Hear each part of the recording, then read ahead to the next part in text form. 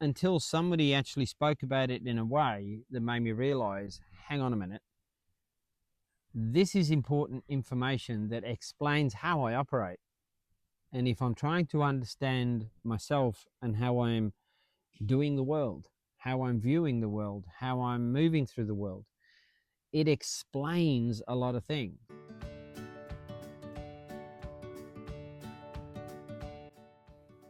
Ian came across the Enneagram over 30 years ago, and we talk about it all the time. But before we start talking about what the Enneagram is and how it works, can you tell us a little bit about your background and how you came across it? Sure.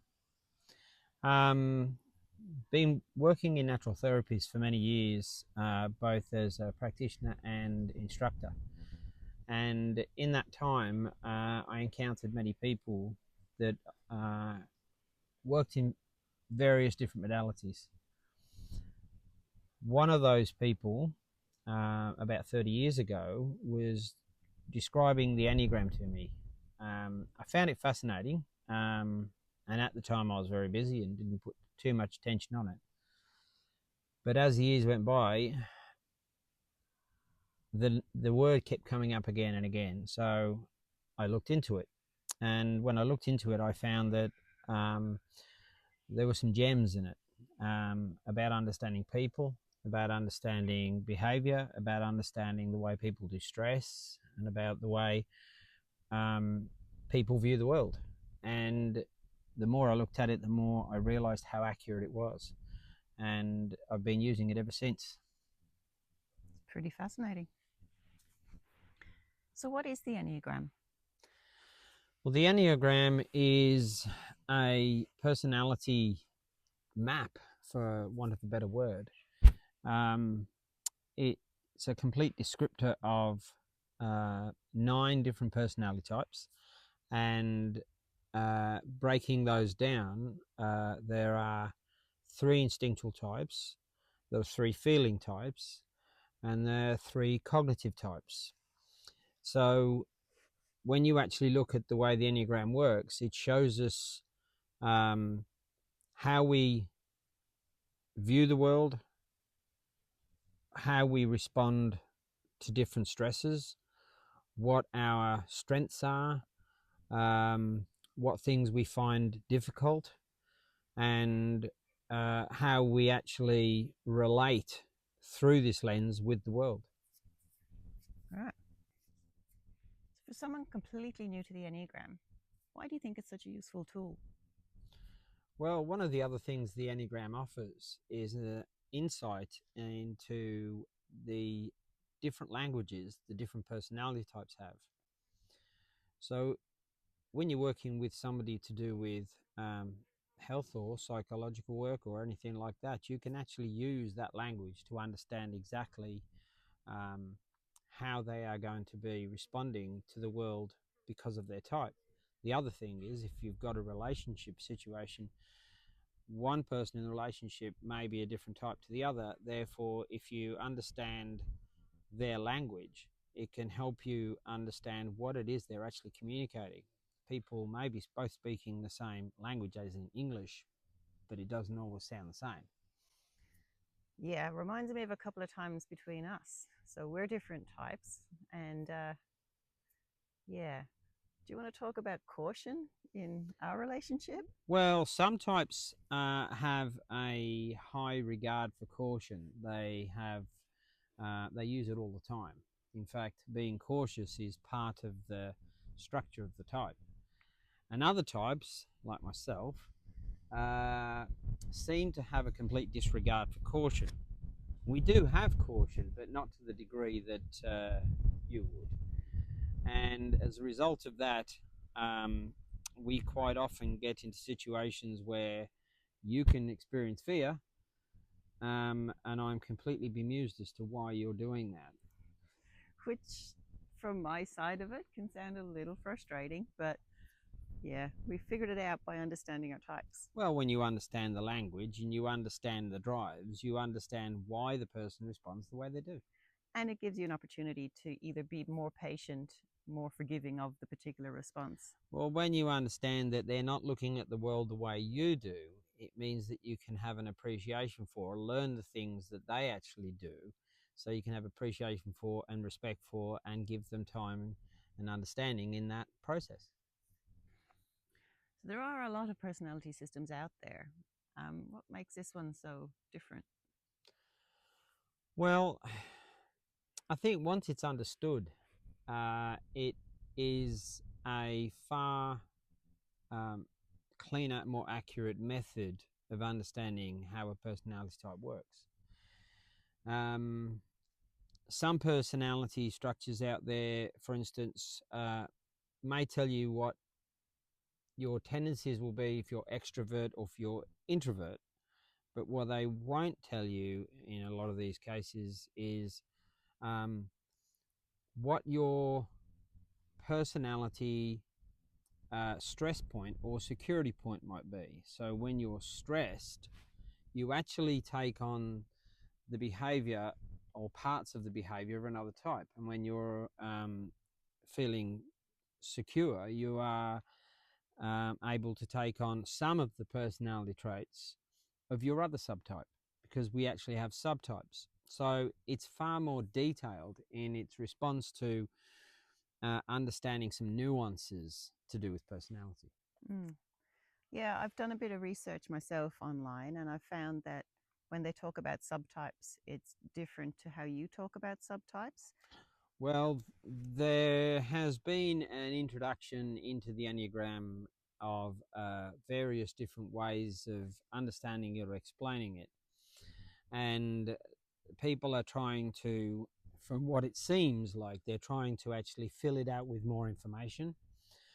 The very basics, the very basic structure of the Enneagram, where you're looking at your focus type, your cardinal type, your stress point, and your security point, and understanding that fully is sufficient to understand accurately how a personality works. The other subtypes to do with um, uh, So, self-preservation and sexual subtypes, um, they can actually add a complication to it, which can actually confuse. okay, that's what I found when I was looking. So, are you saying that people are restricted by their personality type? No, on the contrary. Um, Sometimes it sounds like when you're using a personality typing mechanism that you could be putting somebody in a box or putting a label on them. The truth is, you are the type you are.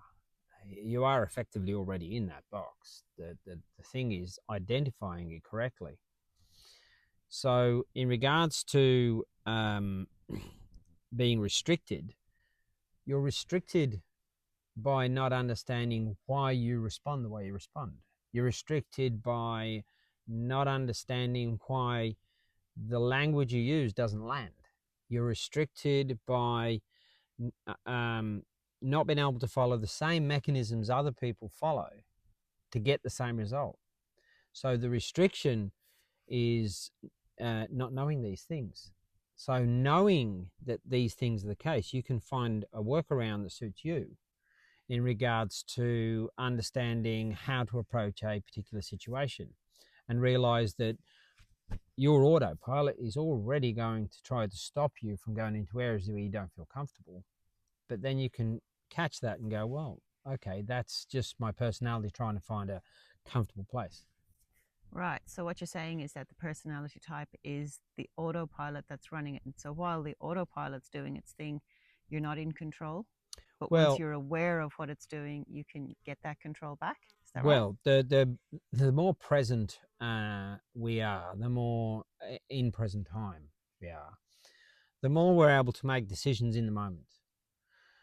When we get stressed, we know it's been well documented that we effectively go back brain, which is back into a stored set of responses where they're actually reactions. In other words, we just trot out the same reactions we've always trotted out in the same type of stressful situations. Understanding those is one part of the process. The other part of the process is realizing that um, there is a pre-programmed way of responding to the world, a viewpoint you have, or a lens you have, which will cause you to only see it a certain way. So as far as the autopilot goes, it is in a way an autopilot. It's a survival mechanism. It's what helps you cope when there is stress, and what helps you thrive when the environment is right. Mm-hmm. Okay. Right. Makes sense. So when someone discovers their type, what actually leads to growth? Is it just knowing it? Well, knowing it can actually help, because instead of instead of thinking that there's something wrong with you, or you're broken, or you're dysfunctional in some way, because you don't act or behave like other people, you realize that there are just different personality types. So understanding that you're not broken means that you're not going to be trying to fix things that aren't broken. So you can actually start to relax and actually feel a little bit more at ease with being comfortable within that type.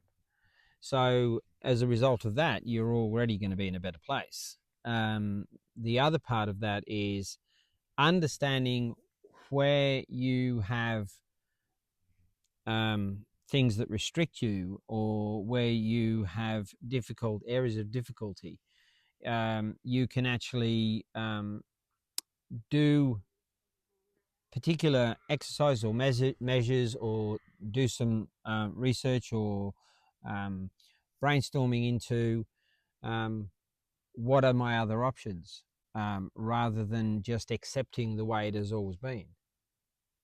So in regards to dealing with stress, all of the types will deal with stress in a different way, and we can learn something from other types. So understanding not only your own type, but also understanding how other types work, means that you've got more tools available. So you can actually look at how do other people approach this, and is this something I can do? I guess this kind of explains how some people can be pretty unhappy in a particular work situation. So if you're looking at the strengths, like you were just saying, and um, somebody's in a job that isn't using them or is using their challenges, would that make sense? Yeah, I mean, some people don't like to be front and center. So they don't like to be in center stage. They don't like the spotlight on them. So putting that person in a job where they're required to be at front of house, meeting and greeting and dealing with people on a daily basis, can cause them stress. And then you can get some types who actually like the spotlight, like center stage. They actually almost come across like actors and performers and court jesters. So they're entertaining, they're comfortable in that environment. They can actually shoot the breeze and actually not feel self-conscious in any way. So that would be a good job for them. And you get other people who would get absolutely bored to tears with dealing with facts and figures and numbers and spreadsheets. They like to be outdoors. They like to be breathing fresh air, constantly changing landscape, and they like adventure. So yeah, sitting in a back office counting spreadsheets and counting numbers is not their idea of fun. That would be stressful. And there's a lot of people go, I don't like going to work. I don't like my job, when they don't realize that if you match your job more accurately to your personality type, where you're using your strengths, you'd find yourself a whole lot happier and a whole lot less stressed. You mentioned how the Enneagram can help you understand how we do stress. Is there any connection between that and physical expression of symptoms? Well, yes, there is. In fact, we use other modalities. One of those modalities is German medicine. And there's a correlation between what we see in German medicine and the personality types. So, what's German New Medicine? Well, it's the biological meaning behind the expression of symptoms. So it's understanding different conflict shocks and how those specifically show up and affect specific areas of the body. Right. And we can go into that into a lot more detail in later episodes. but just that's the basic overview. Absolutely, yes. Yeah. But just a quick one on that is the fact that if you're a person that has a high level of anxiety around almost everything, then of course that anxiety will usually demonstrate that in a specific area of your body, and we often get that affecting a person in their tummy. Yeah, I could agree with that for sure. And who do you think this conversation is really for? Well, actually, I think this conversation is for everybody. Of course, not everybody is going to be interested in understanding different personality types. I wasn't when I first heard about it. Until somebody actually spoke about it in a way that made me realize, hang on a minute, this is important information that explains how I operate. And if I'm trying to understand myself and how I'm doing the world, how I'm viewing the world, how I'm moving through the world, it explains a lot of things. So I think everybody could benefit from understanding that the way they operate isn't because of a fault or something wrong or a problem or an inability or an excess of some description. It is just a personality type, and it has its natural expression. And understanding that allows you to have a little bit more um, relaxation in when you're thinking about the way you're affected by the world. Yeah, look, I think that this has come up a lot for us over the years. Mm-hmm. So we listen to an awful lot of podcasts, and how many times have we thought that personality type would really help the interviewer or the person who's speaking to understand exactly what it is they're talking about? Well, yeah, when you're actually seeing and observing two people in conversation, and I've seen this myself many times, where I'm hearing one person say um, a basic set of words which are pretty, coherent, and the other person looking at them like, I don't understand what you're saying. And that's when I mentioned early on in the fact that each personality type has its own language. And understanding those languages makes a difference. And of course, because I've been studying this for some time, I was able to realize that one person was speaking the language of their type, and the other person was listening in the language of their own type. And I knew the people, so I stepped in and says, what he's trying to say is, and I readdressed it with a slightly different set of words, and they said, well, why didn't you say that? Yeah.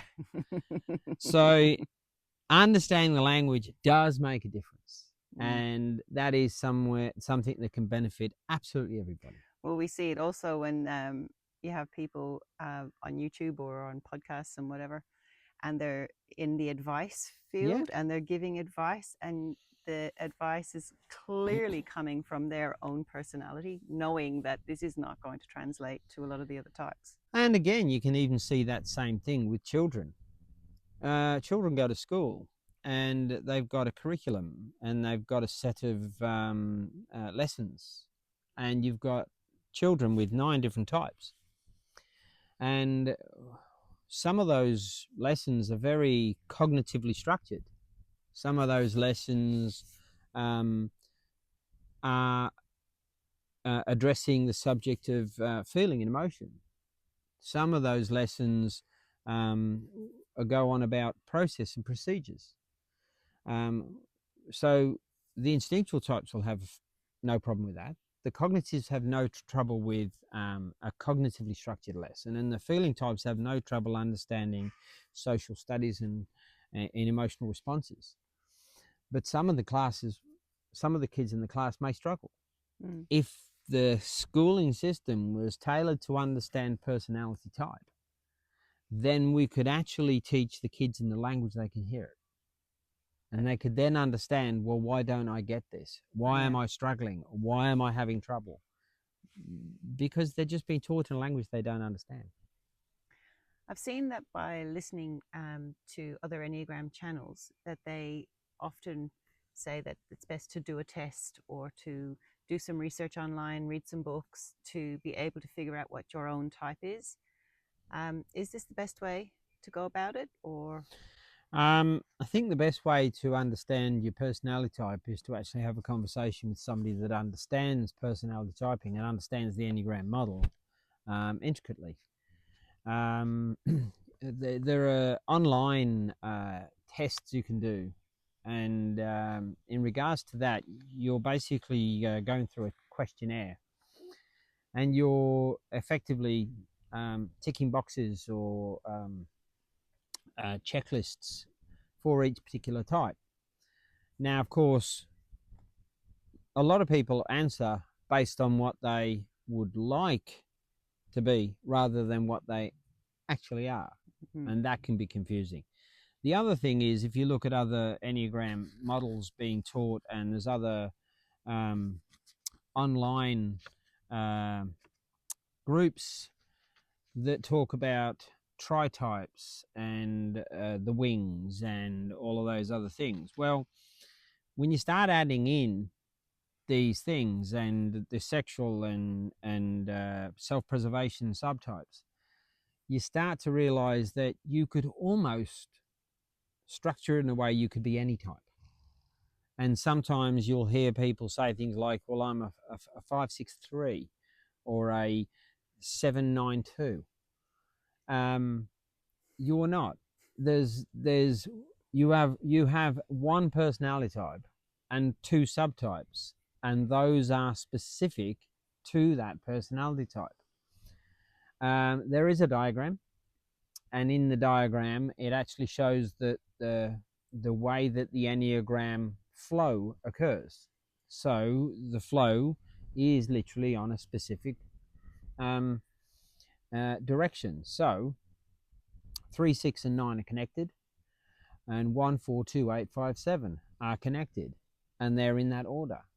So it's a continuous loop: 1, 4, 2, 8, 5, 7, 1, 4, 2, 8, 5, 7, 1, 4, 2, 8, 5, 7. So if we're moving forward, we're moving towards our stress point. And if we're moving backwards, we're moving towards our security point. And it's the other way around on the 3, 6, 9. So knowing these things can actually determine exactly what type you are. So talking to somebody who knows these things will mean that you're not bringing in other things which you cannot be connected to, which can only confuse it. And turns out you're one of those people. So if people do want to get in contact, how do you think they should go about doing that? Well, they can contact us through our website and information, our email, and we have spoken to many people over the time that have actually benefited from knowing their personality type and actually been able to identify their personality type. And it just makes them realize, oh, well, I'm not a problem. This is just my type, and I'm not broken. This is just how I operate. And you can embrace that. And there's a place for everybody. The beautiful thing about human beings is that there are 9 different types. But the 9 different types working together as one type, as one group, One unit. unit, one community, provides you with absolutely every aspect that is needed in order for every single person's needs to be taken care of. Where one person needs help with a certain thing, that other person can help somebody else with a different thing, because we need each other, and the types specifically complement each other, every single one of them. Right. And all those details will be in the description below. And over the coming weeks, we are going to go into a much deeper dive into each Enneagram type. We're going to start with Enneagram type 1. That'll be next week. And what can we expect from that conversation, Ian? Well, what we'll do is we'll each week break down a particular type, starting with type 1. What we will do is we'll actually have a look at what type 1 is, what its cardinal type is, what its organ of communication is that it uses to view the world, the things that the type 1 finds stressful, the things that put the type 1 at ease, the language that the type 1 uses and responds to, and also we can look at the physicality of the type 1. Something that's not often mentioned in all groups, only some groups, is the fact that there is sometimes a structural correlation between types. So a lot of people of a certain type, not everybody, but a lot of people of a certain type, can actually have similar physical look or traits. So that expression and even facial expressions can actually be quite common amongst people of the same type. These are all very good clues. These are all things to actually look out for. And again, jobs that suit each type. So there's no hard and fast rule on this, but it all depends on the amount of challenge you want in your life. So thank you for sharing all your knowledge today, and I really appreciate it. And I'm looking forward to the next few weeks where we can talk a little more. Well, we've had these conversations many times before. Yeah, we have. And this way, we can have these conversations, and having them recorded and put them out as videos means that other people can possibly get something from this. We've said it many times, if people only knew. This is true. So this is something that I believe is very helpful for lots and lots of people. Yeah. And again, knowing yourself and knowing the others and others that are around you, knowing the members of your family, knowing the members of your team that you work with, knowing the people that you interact with, and understanding them means that we can probably have a little bit more harmony and a little bit less stress. Wouldn't that be nice? It would be wonderful. Well, till next week. Thank you for watching. We'll see you then.